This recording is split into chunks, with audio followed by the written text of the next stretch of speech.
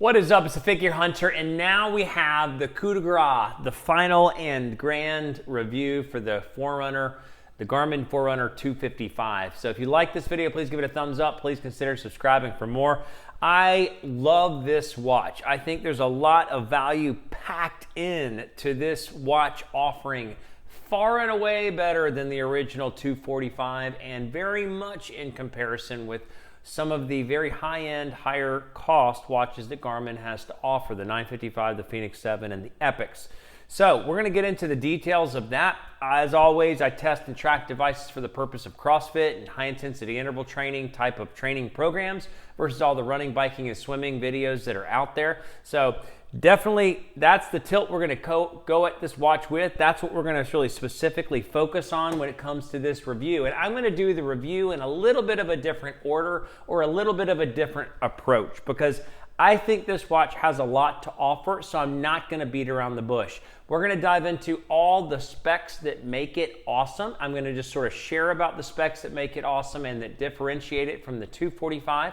Then we're going to look at a hands-on of the watch and all the different things that are great about it, and hands-on the app and all the analytics that it comes over from the watch and things that are great about them. And then we're going to talk about how it compares to other competitive watches on the market, how it compares to all the other lines that are in the same price range and in a more expensive price range, and why this might actually be the best watch you could get for the lower end of the spectrum compared to even the higher end of the spectrum at other watch distribution companies. So we're going to dive right in. I don't want to beat around the bush because I want you to stay tuned for all this. So I think this is the best watch on the market for the lower-ish price range. So it's $350 without music and $400 with music. I think that's a pretty good differential. Probably $50 is worth the music ad, but it's up to you because I don't know if you're going to play music off of your watch. I have the music version. I haven't played music off the watch yet, but that's to each his own. But $350, if you just think about the base model and all the value it brings, because music doesn't change the factors of value. $350, if you're in a tighter budget, that's going to be what you want to look at. This is going to be what you want to look at, and there's really not competition when it comes to the broad spectrum of features and benefits it's offering.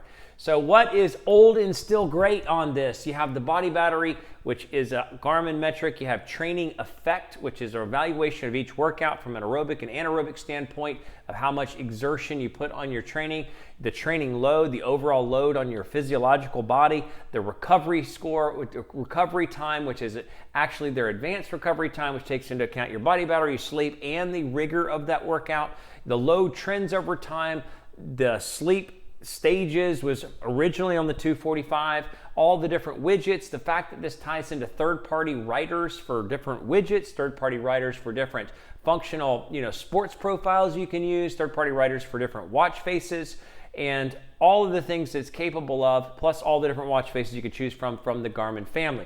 Now, what is unique about the 255 over the 245? So those are the list of items that were originally on the 245.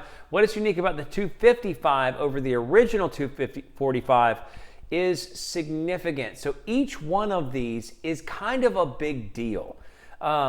Starting with like something that doesn't apply to the CrossFit and high-intensity interval community, triathlon, multi-sport support. So now you're getting at $350 a full multi-sport watch or triathlon sport watch from Garmin. And then on top of that, you're getting full training analytics. So it used to be that the 245 had an abbreviated version of Garmin's advanced training analytics, the training load and some of the load score types. And now you've got full training analytics. Now I can't say if they're going to update and increase the quality of the training analytics at the upper echelon, but you're talking about like an $800 watch or maybe the Garmin 955, which is a $500 watch, having all the same training analytics as this $350 watch. That's awesome. This is getting now the sleep score, which was on some of the older, higher cost watches from Garmin, but the sleep score and the more advanced sleep analytics. And now Garmin is adding new full heart rate variability tracking. So that's in the 955, the Fenix 7, and in the Epics. Full heart rate variability tracking, looking at your whole heart rate variability over the course of your single night and over the last 7 days, and the trend that flows into other components of analysis. Now it's got a morning report that every morning tells you, how did you sleep? How much did your body battery recover? And body battery is still one of the most fundamentally, physiologically worthwhile metrics you can find on a watch on the market today. And it still is. So how'd your body battery recover? What's the weather like today? Do you have any upcoming pressing items? Let me tell you about those, and you can tweak that. One thing that's crazy about this is that now the 245 or 255 has a 1.3 inch watch. Now that's an 18% increase in the size of the watch face. But wait, there's more, because now the watch face is 3 times brighter and fully customizable on the brightness range. It used to be that the 245 had like a 27 lumens, and this 255 now goes up to like 80 lumens, and it's considerably brighter. It can go up to 3 times brighter, but you can adjust it however your eyes see fit. And the battery life is still holding up strong even under the higher brightness settings. So you're still getting, it's rated at 14 days, you're still getting between 9 and 10 days from my testing at 60% brightness. That's more than 50% brightness, more than full tilt, and that's still like 2 times brighter than the original 245. So better brightness. And then you have other crazy things like the processor is new and different. The processor is more functionally optimal. That's how you're getting better battery life, even with better, brighter backlight brightness. But then you're also getting unique things that are now starting to happen in the third-party app world. So you get better watch face customization, and even from third-party vendors. So now you can get watch faces, and you used to not even be able to see your body battery metric on a watch face at all, period. At all, even from Garmin. And then maybe you could see your recovery time from a Garmin specific watch face, but now on third-party watch faces, you can put the body battery and the recovery time. Those metrics were not available, could not be seen on third parties, and even part couldn't be seen on Garmin, their own watch faces. Big step up there. The health snapshot, I don't really use it, but the health snapshot's a 2-minute little tracking thing you can do to track 5 different physiological metrics all at once. So that is the full summary, and this is the general summary. So I'm sharing this right out of the gate. This is an awesome all-around watch. I'll also share out of the gate that the big differentiator between this and the next step up, which is the 955, is mapping capabilities. And we're going to go back to the 955 discussion later at the end when I compare it to all the other watches that are available in the market you could buy. But the big thing that everybody's talking about is training readiness. And I've been hesitant to release this video because I wanted to know what's the value of training readiness. And I've been wearing the 955 to see what is the value of training readiness, because that is one of the primary, more clear differentiators between the 955 and the 255. And so far, well, I'm going to do a full in-depth review over a long-term period of time comparing training readiness to a bunch of different platforms like Polar and Whoop and Athletic. And but the simple thing I'm finding is that the training readiness is not yet accurate or fully built out enough to provide value over the simple sleep score and body battery score. So with the uncertainty of the quality of this big training readiness metric, which takes into account your 7-day sleep average, your 7-day heart rate variability average, your 7-day load score, coupled with your current recovery time and your overnight last night's sleep, if it doesn't provide that much value, then 255 is looking even brighter and even more awesome. And that's what I'm actually finding. So, and good Lord, before I forget, it's got a new heart rate sensor. So it makes it functionally way more accurate than the 245 and any of the previous releases of the Phoenix 6, the 745, the 945 original. Way more accurate when it comes to CrossFit tracking or high intensity interval tracking. You always still want to pair with a chest strap. It pairs still to Bluetooth chest straps and Ant Plus chest strap and works perfectly there. But either way, if you did not have a chest strap or your chest strap broke for a workout, this is going to be way more accurate than the original heart rate sensor that was built into the original 245 or even those other higher end older version watches. Let's look at the watch, look at the details of what you see on the watch and what you see on the app and all the ways that it brings all these sort of this broad spectrum of great functions to your daily life, and then we'll come back together and talk about it in a summary and specifically to compare it to other competition on the market. All right, so here it is, the 255. So taking a look at it, it is 45.5 millimeters across and 14.5 millimeters thick. So that is thinner than the 16 millimeters on the 955 and even thinner, I think, than the over 16 millimeters on the Fenix 7. So you can see that with the 1.3 inch screen that you're getting less bezel exposure. This 1.3 inch screen is considerably bigger than the 1.2 that came on the 245 and is 18% increase. So that is a pretty significant amount of landscape.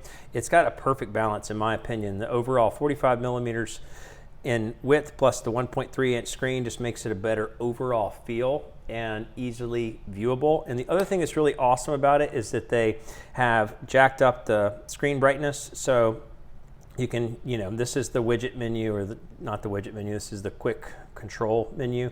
So you can do all sorts of things. You can have your, Garmin Pay, you can lock the device. But the biggest thing is you can easily increase and decrease the brightness. So I just have it turned up to 100% for the sake of the review, and it goes up to 80 lumens, which is, again, like I said, 3 times brighter than the original, which was 227 lumens. And that compares significant. The Fenix 6 max brightness was 65 lumens. So this 255 in the lower end of the price range is now as bright, or is more bright than the original Fenix 6, and the quality of the screen and clarity is really nice. So awesome things there. So there you can see the thickness. It is a relatively thin watch for all that it's packed into it. One thing I really like is you can see the color, the neon accent color that they've added to the button and around the edge of the bezel. It's not visible from direct, but except for in that little dash, that little accent point. But that is fantastic. On the back, you have the 4.0 Elevate heart rate sensor, which is considerably more accurate. So the Elevate 3.0 when doing CrossFit or high intensity interval training was like 60%-ish accurate, so not reliable if you want to get the training metrics right. This is coming in at about 90%, between 88 and 93 across a bunch of different testing. The 255 will actually get the higher end of that range because it's a lighter watch, so it won't move around as much.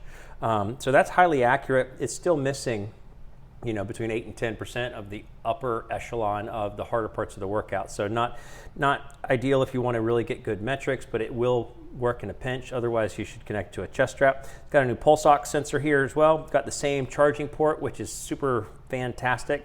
It's an all plastic case, 22 millimeter lugs. This is a step up from the 20 millimeter lugs, which is smaller on the 255 original. Quick release, so you can buy a million different options on Amazon. So that's the basics with the watch. So what I want to do now is go through the features. The other thing about the basics of the watch, 14-day battery life, but I have been keeping it at 60% brightness because that's just how my eyes like it, and I love the fact that you have brightness control, meaning you can go up, you can go down, which was not available on the 245.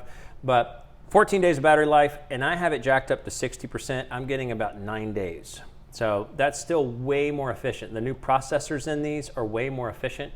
When I would increase the backlight to 60% on the Fenix 6, it would take the 14-day battery life estimate down to like 5.5. So it would drop it considerably if you go down to higher brightness, but it doesn't do that on these newer watches. They're all maintaining a much better efficiency. So looking at the features of the watch, which are new and special and different, you have watch faces, but more than just watch faces, and yes, there are some cool watch faces they've added. You have new complications or new data fields you can add to the watch face itself. So here you have training load. This was previously only available as a watch face data piece on one watch face of the 745. You have the recovery time, which has been more often used. And you can customize a bunch of different things, and you can download third-party, but let's take a look at some of the basics. So you basically can see there, so that was just a big generic one, comes at it. This is another one, I think that one just looks cooler. This has got more data customization. And one thing that is actually changed, and this is significant, this is a third-party watch face. I deleted a bunch of the ones that I thought were super boring. So one thing that is totally different that is really cool is that watch faces from third parties can now contain data fields that were never available, and even never available on Garmin watch faces. So this is body battery. So body battery was previously only a watch face customization on the Venue 2. I don't even think the original Venue 1 could put body battery as a watch data field. So you have recovery time, but speaking more specifically, third-party watch faces never could have some of these fields. Like recovery time was never an option on a third-party watch face that I ever saw on the 945, the Fenix 6, You know, it just was not. Now third parties are now capable to tap into or grab hold of. I really like this watch face. I don't know what the name is, so I apologize. You can see it. There's not a bajillion options on ConnectScore. But here I have body battery and recovery time in a generic watch face. So we'll take it back to the regular just so I stay true to what you get on out of the box. So other tweaks that have changed, you know, the weather widget, it's always been something that's been there, but it's get the updated weather widget sort of layout, and versus like this was the same that was on the Venue 2, or it's released on the Venue 2, is now on this, which is actually pretty cool. So you can, you know, you can go out hours and then you can go out days. But this is my favorite screen because it'll tell you like all the main things for how it's gonna really feel when you get out there. Humidity 43%, dew point 64 degrees, UV, I love that you can just see a quick glance of the UV. This is all new features added in. Another thing that's sort of like silly but still cool is the sunrise sunset. I think this might have only been available on the Fenix 6 in the previous rendition, so not the 245. You can see what it's going to set the next couple days, or I guess you can see estimates going out pretty far.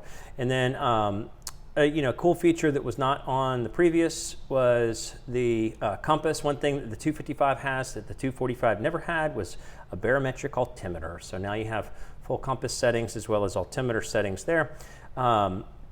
So that's the basic thing. The biggest thing is the size of the screen, the size of the body, the size of the lugs or the band itself, and the overall brightness capabilities, plus some of those tweaks in the new processor that makes it more efficient and better battery life. So looking at fitness, the first thing we're going to look at is what it looks like when you go in to do a workout. So I'll put a link in the description below for how to create your own CrossFit profile, sport profile. I just copy the cardio, but you can see it's now, because it has a bigger screen, you get all sorts of awesome data fields you can access. So look at this. This is just one that I like to use. Heart rate gauge at top. It'll show you what zone you're in by color, and then it'll show you the heart rate there, the overall time for the workout, how long you've been in the workout.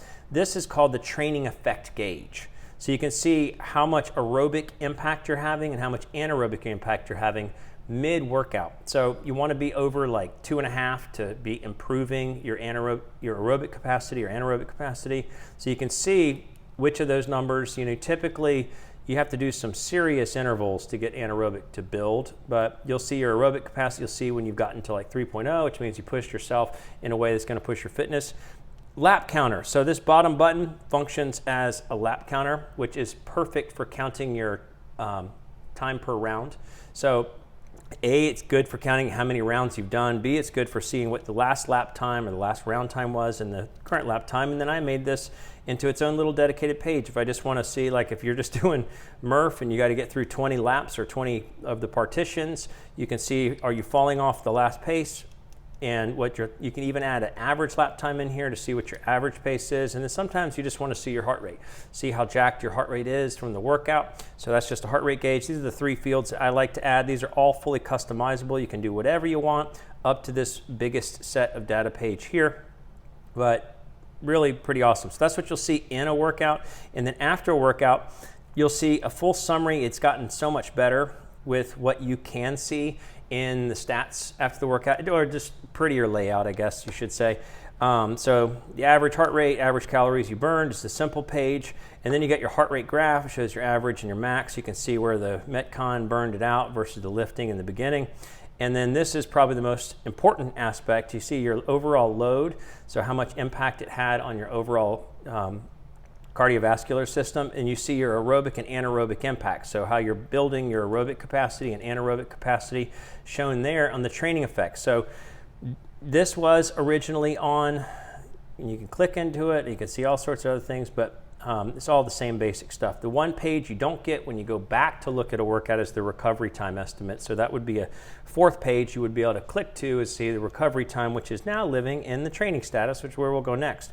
So this is yet again, another really big addition or expansion is training status. So training status used to be a simplified version from what you would get on the 745, 945, and Fenix 6 series. Now you get the full tilt expanded version. So this is a new layout as well. So it's even changed how it looks on the screen. So heart rate variability. So this, I haven't been wearing the 255 as much, so my heart rate variability is not fully up to snuff, and you'll see that in the wellness section of this video.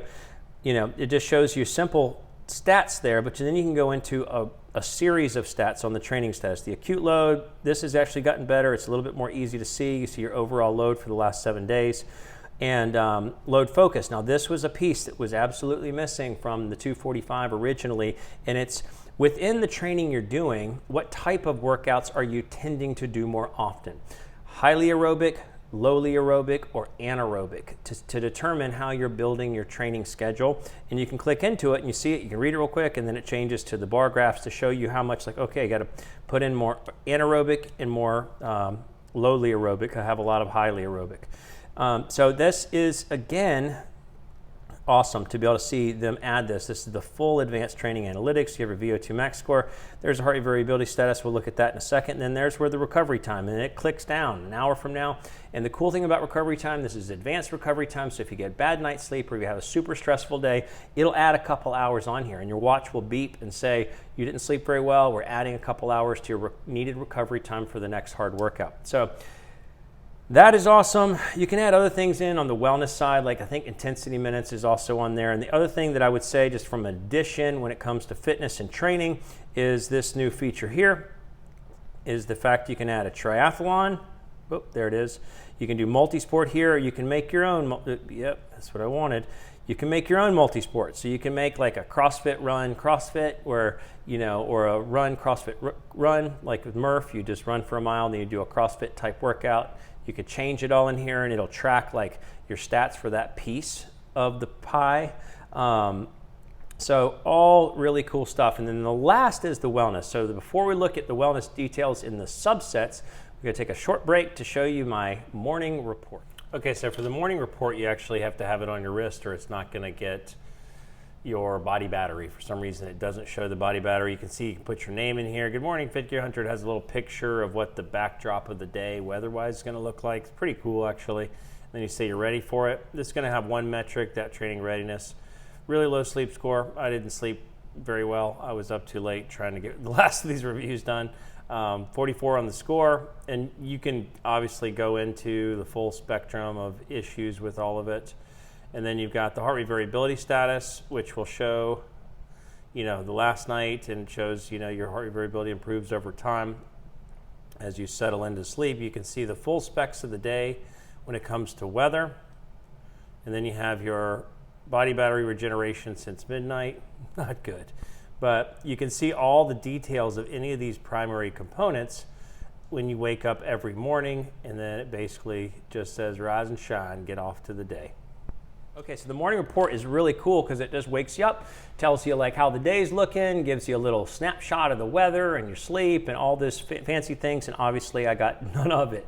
I did none correctly. So the biggest thing that's still on and is still a super useful stat is the stress related to your body battery and how your body battery is regenerating, or like mine did not regenerate because I just had a super late night. I went to a 4th of July party and then came back and worked on review stuff, and it was just not good.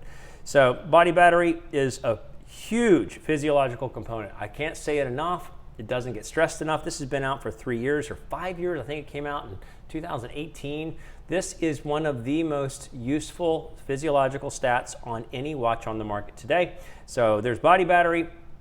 Obviously, the big and new featured one is this heart rate variability status. So again, there's not a lot of time built on this, but it did populate the heart rate variability status because I logged, I guess, enough minimal, but it's still not accurate with what the 945 is saying. But you'll see if you're in the baseline, if you're 7-day average, how it compares to previous 7-day averages. And the longer you wear the watch, the more this will become more and more useful. But you can also see your last night heart rate variability, and it helps you to evaluate your recovery. It helps you to evaluate like how much your body is recovered from looking at your heart rate variability night to night.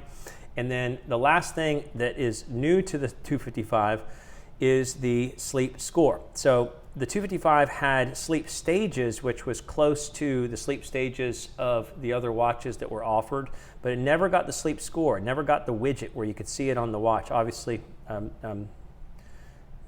poor recovery, yes, I see that a lot. So low sleep score, it's one of the great things about the Garmin family is that they will fail you. They will tell you you are a dog and need to get some better sleep. You get a summary. See, yeah, your body didn't recharge very much. You may tire more easily. true, all true. A lot of travel earlier this week. I got 3 hours of sleep, so I'm still just not fully recovered. But you can see all these stats. This is totally new to the 255, and it is the full suite of benefits that you get on the higher end watches. So that's the wellness, that's all of it, the watch overall usage, the fitness, the wellness. Let's look at the app.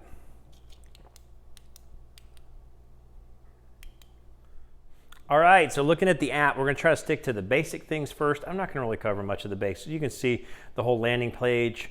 A lot of the basics are sort of health related, so it's not like you have a bunch of pretty features here other than health related stuff. So speaking of the fitness side of things, when you go in to look at a workout, we'll look at a workout from today. This is how it basically summarizes a simple CrossFit workout, the time, calories, and the average heart rate. And then you go into the stats where you see the heart rate, the training effect. All this is the same. So these aren't new and fancy special features, but this is tracking off of the 955, so this is tracking off of the 255. Let's see what new features. So yeah, you do have respiration and temperature. These are totally new physiological features to the 255 that were not on the 245. So again, boom, more. It's just like, literally this looks the same as the 255 workout summary that I just showed you. So you get all the same features and stats. It is just fantastic. So how much time you spent in each heart rate zone?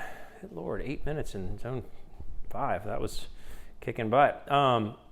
So that is what a workout looks like after. And the most significant one for training is this training status. So this is the same. It looks the same across the two different watches, but I haven't been using the 255 as much because I know that I'm not keeping it, so I have to keep it in good order.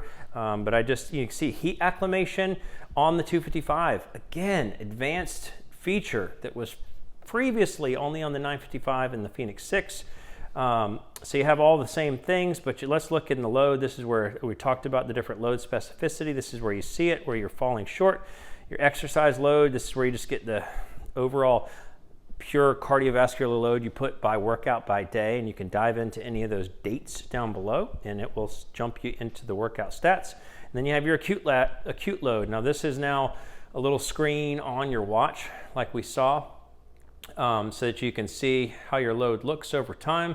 You have the basics of your VO2 max. This is all sort of, and this is where the heart rate variability status also lives. So this is what I am in true form, because I've been wearing the 955 for about 30 days, 25 days, something like that. So this is where you can see like the more fully complete HRV status, and it's going to be the same with the 255.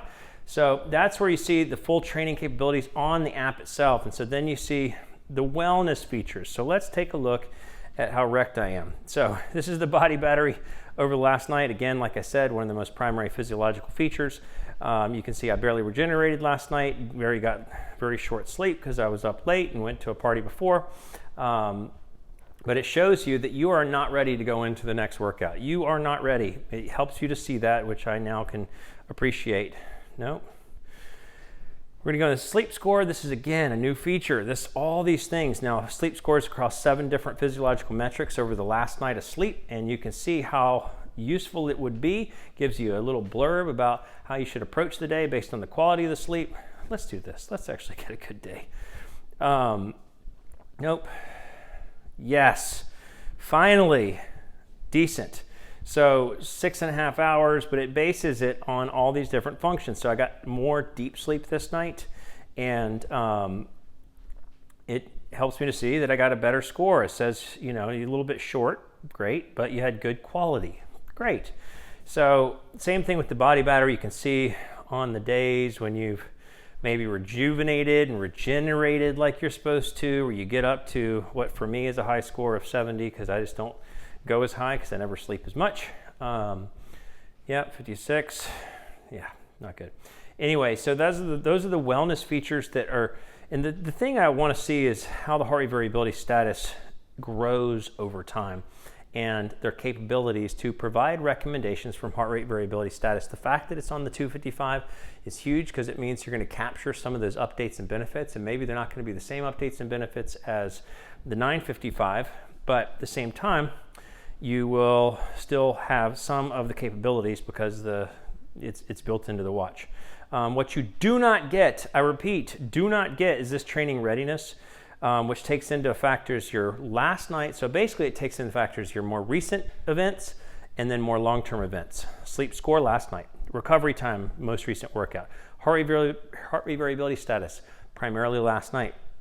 And then looking at your 7-day load, your 7-day sleep score history, and your 7-day stress level throughout work. So this, again, I'm not finding it to be a ton of helpfulness, but overall that will get better over time. So these are the primary functions as you see it on the app that have been improved on the 255. Okay, so how does this compare to other major watches on the market today? How does it really fare? Let's look at it, shall we? If you look at the 245, the original Garmin Forerunner 245, I'll see questions come up on the channel and they'll say like, I can get the Forerunner 245 for $150. How about that? And I'm like, I wouldn't get it. I mean, yes, it's pretty good for $150. You definitely have to pair it to a chest strap, so that makes your cost definitely like $225. And then you're getting kind of closer to $350. And I know $350 is not cheap, and I definitely had to save to plan to purchase these devices. But either way, there's no comparison. In a simple sort of world, if you look at if it was like 250 or 350, there is no comparison between the 245 and the 255.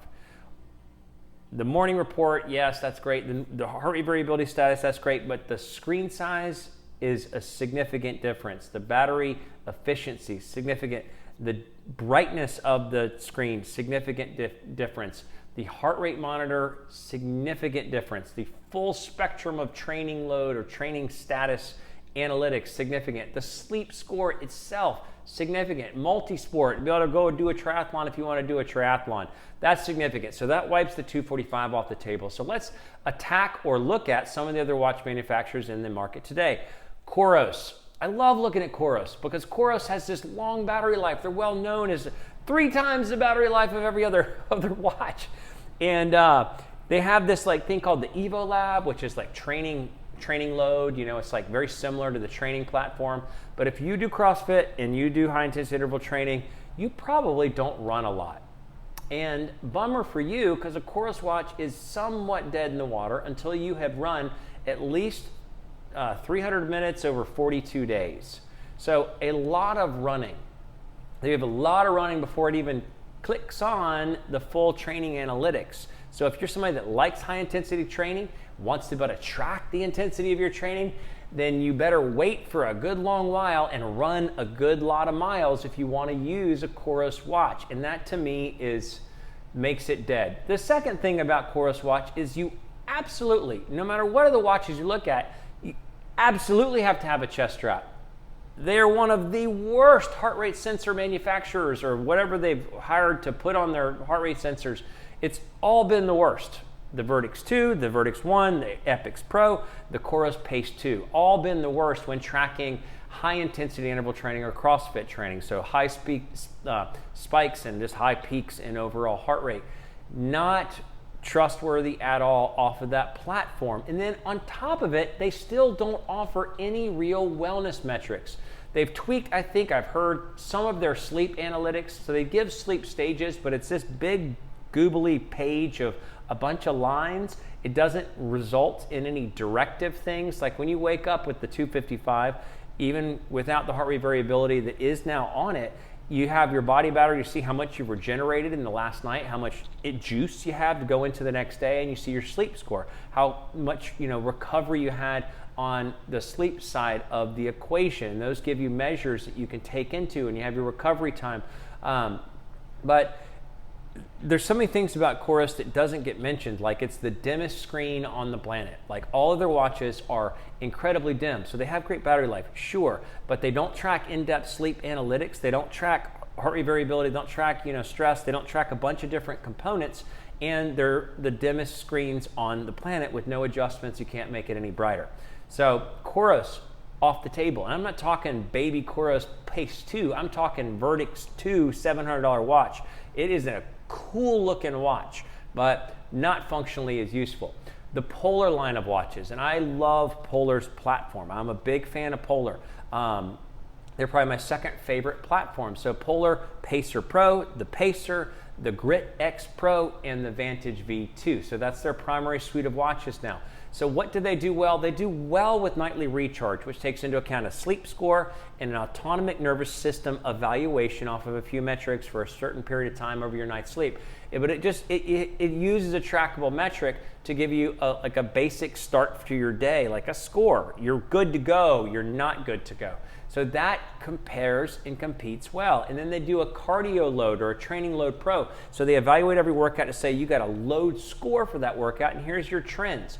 Now what they don't do well is they don't have any kind of all-day monitoring like the Body Battery does for all-day monitoring. You can see if you had a highly stressful day, Garmin will show you that you have depleted your reserves and you have to actually change how you might approach that workout in the afternoon because your stress level throughout the day has had a physiological effect. So Polar does a good job for that 6-hour window, and part of it really concentrate on a 4-hour window of your sleep to give you direction, but at the same time, all day tracking. Recovery time, Polar doesn't have recovery time, and Garmin has recovery time, not based on a rigor of a workout, but based on other physiological metrics, how much you should recover. If you get a bad night's sleep, it's gonna be like, oh, you got 4 extra hours to wait until you work out really hard again. Really advanced stuff. Plus you can customize it, you can add music, you can change your watch faces, you can change customizations, you can go to third-party apps. None of that's available on Polar. You can have downloadable music from your Spotify playlist. You can just go out on your watch and go on a run. None of that's available on Polar, and you're talking a broader spectrum of expenses. Now, if I've told people, if you're limited to $200 and $200 only, I would go with the Pacer, the Polar Pacer, as your go-to watch for CrossFit and high-intensity interval training because it's simple, it gets the job done, and it's solid in that category. But if you're anywhere above the category, you get like 500 times more of the benefit, 500 times more of the customization and clarity, brightness of screen, all of it. So that's how it compares to the Polar lineup. Now Suunto's a little bit of an oddball right now because Suunto has sort of disappeared, but kind of still released some watches that are re-releases of past watches, just in cooler form factor. But Suunto has done a few basic things, meaning they've contracted with First Beat, which was originally a standalone company and now is owned by Garmin, and they provide you a couple basic metrics. Number one is the resources. So it will tell you your overall body battery-like effect. It's not as in-depth. You can't look in-depth. You can't see into any history, but you'll see, at least for when you wake up in the morning or at some point in the day, how much your overall impact of your day, both your recovery from sleep as well as the stress from the day, has affected your overall energy level to approach the next hard workout. And then the other thing that Suunto does really well is they've contracted with Training Peaks for the training load analysis. So take your rigor from one day and then look at it across the rigor from the last 7 days, and then look at that compared to the rigor across 3 months or the last 6 weeks, and it'll evaluate, is your rigor in current time affecting your growth of fitness compared to how much you've been working out over the last 2 months or 6 weeks or 4 weeks. And if the answer is no, then it'll start to decline your overall fitness level. So it shows a really good, because they've contracted with an outside party, and so then it's like, whether it's a good watch or not, it's going through an outside third party. Now, the negative thing with Suunto is all their heart rate sensors have gotten worse and worse built into the watch. So absolutely do not trust a Suunto heart rate sensor. It was like the Suunto 9 was like the last decent one, and not the 9 Peak. So the more recent ones are more worse. So I don't know what's happening there. So you have to pair it to a chest strap. And the Suunto 5 and the Suunto 9 are somewhat competitive, but only when paired to a chest strap, and don't lack at all the breadth of training load analysis and the breadth of screens and customizations and third parties. None of those things exist, but they do have Training Peaks. So you can see your training load analysis and estimate of fitness level. So that is good. And then in caveat, little asterisk, the resources is pretty good. And then below that, sleep is just sort of fair, and there's not much else that they offer, versus the full family of offerings and benefits that the Garmin 255 has to bear. And I'm not talking the cheap Suunto 3. That one doesn't even count because it doesn't have all the same set of features. You're going to Suunto 5 Peak or Suunto 9 Peak or Suunto 9 Barrow or Suunto 9 Regular if you want to get competitive. And even still then, and you're talking $600, $500, $400, maybe 2 something. I don't know what the 5 pay charges, but you're talking in a similar price range or higher price range to get a much lesser suite of services. Doesn't sound like a good deal. Then you got other functional things, like you have an Apple Watch. Now the Apple Watch is super beautiful. Sure, it's great looking watch, but it obviously is going to need to be charged every night. You have to find your third-party customization apps to get anywhere close to the set of broad-scale analytics and wellness features that Garmin is bringing to the table all in one place. Has all of it built in. And the Apple Watch, you know, people will argue that there's obviously the Apple Watch you can call somebody from whatever, you can do some of those things. So yeah, it might not compete on any of the smartwatch capabilities, but at the same time, you're looking for an all-in-one, fully in-depth sports and fitness watch for tracking your rigor of your training program for CrossFit and high-intensity interval training. Apple Watch is out of the gate because you have to pair it all in from these outside people. It's not built into the one place. And then Whoop. Whoop gets so much overhype because so many CrossFit Games athletes wear it. And it does do a good job in simple concept across the basic things that it tracks. You know, your recovery, your strain, which is your workout rigor for the day, your sleep quality, and then just your overview. So the 3 main components, you know, your recovery score, your strain, and your sleep. But in simple terms, you have to wear it on your bicep. Don't you dare put it on your wrist like the CrossFit Games athletes do, because it does not, it gets like 70% accurate or 65% accurate in accuracy, heart rate doing a CrossFit workout. Won't work there. You can't get good strain scores, and all the other metrics can't be possibly accurate if you use it for a workout on your wrist. Have to put it on the bicep, put it on some other part of your body. But I still think that Garmin provides the same level of depth when it comes to the body battery and the sleep score and the workout analytics, and you can see a million times more. And by the way, you also get a watch over the Whoop, which costs $360 a year. Not a good deal, not competitive. In my opinion, it is simple and it's clean. So yes, it is simple and it's clean and it's not a watch. You can shove it on your bicep during the day, whatever you want. But if you're talking broad scale, has everything all in one place, and is a watcher, and provides other feature sets that are beyond the fitness spectrum, cannot compete with the Garmin 255. So that's the broad spectrum of things I would compare it to. The last I would say is the Garmin 955, which is its biggest competitor. You jump up to the Fenix 7 and Epics, you're going to a whole different echelon of price structure, whole different level. The 955, I do think, pound for pound per dollar, is the most comprehensive, most excellent watch on the market today, and I'll say that in my final review. So I don't think the solar adds a whole lot unless you're just going on 20-day treks. We've all lived in a world we've charged our watches once a week, and the Garmin 955 base model, you have to charge maybe every 10 days if you keep it at a higher brightness like I do. So you're looking at a watch for $500 versus $350, or maybe you got to jump to $400 to get the music, to be capable with the music on the 955, which also has mapping, a touchscreen, stamina features if you happen to run, and the training readiness report, which hopefully will get better. But if you're going head to head and you're really on that $400 bubble, and it is hurting you to push the $500 limit, the 255 all day long. 255 is a better choice all day long. The gap between what the 955 is providing is it's not a bad deal for $150. And if you had the extra $150, you should definitely get the 955 because the mapping is off the charts and it is going to get more advanced updates as time goes on.